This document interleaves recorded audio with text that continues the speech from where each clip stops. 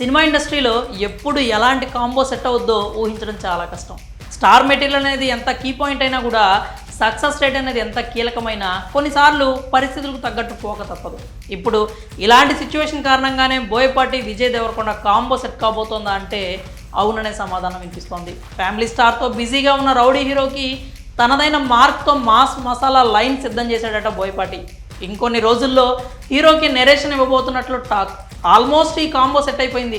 Narration just ఫార్మాలిటీకి మాత్రమే అన్న comments కూడా వినిపిస్తున్నాయి. అయితే అసలు ఏమాత్రం ఊహించని ఈ కాంబో సెట్ కావడం వెనుక చాలానే ప్రయాణం నడిచింది. సరైనోడు తర్వాత బోయపాటి డేట్స్ లాక్స్ చేసుకుంది గీతా ఆర్ట్స్. పుష్ప తర్వాత మా సినిమా చేయాలన్నది అప్పటి ప్లాన్. అనుకోకుండా పుష్ప రేంజ్ పెరిగిపోతూ వచ్చేసింది. ఇప్పుడు ఏకంగా పుష్ప 3 అనేస్తున్నారు. ఇప్పుడు బన్నీ రీజనల్ మాస్ సినిమాలు చేసే స్థితిలో లేడు. ఆ తర్వాత సందీప్ వంగ కూడా ఐకాన్ స్టార్ కోసం ఆల్రెడీ గ్రౌండ్ చేసుకుని ఉన్నాడు. సో బన్నీకి ఇప్పుడు బోయాతో మ్యాచ్ అవ్వదు. సరే, ఉన్న డేట్స్ అలా వదులుకోలేరు కదా. అందుకే ఈ మాస్ డైరెక్టర్తో మంచి కథ రెడీ చేయించారు. హీరో కోసం గత నెల రోజులుగా తెగ ప్రయత్నాలు చేశారు. హీరోలంతా మైత్రి, peoples media factory, Dil Raju దగ్గర బిజీగా ఉన్నారు. అరవింద్ మెగా కాంపౌండ్లో ట్రై చేద్దాం అనుకుంటే అక్కడ బోయ మాస్ని తట్టుకునే స్టార్స్ ఇప్పుడు ఖాళీగా లేరు. ఇలాంటి స్థితిలోనే దేవరకొండను అప్రోచ్ అయ్యారట. గీతా ఆర్ట్స్తో విజయ్ దేవరకొండకి ప్రత్యేక అనుబంధం ఉంది.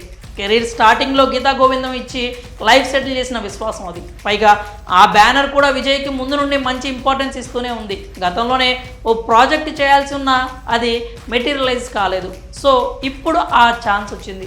విజయ్ ఎలాగో ఫ్యామిలీ స్టార్ తర్వాత ఓ మాస్ సినిమా చేయాలి. మాస్ కావాలంటే బోయపాటిని మించిన ఆప్షనే ఉంటుంది. సో కొన్ని రోజుల్లోనే అఫీషియల్ అనౌన్స్మెంట్ వచ్చినా ఆశ్చర్యపోవాల్సిన అవసరం లేదు. మరి ఈ రేర్ కాంబో కలిస్తే రిజల్ట్ ఎలా ఉంటుంది? మీ అభిప్రాయాలని కామెంట్స్ రూపంలో తెలియజేయండి.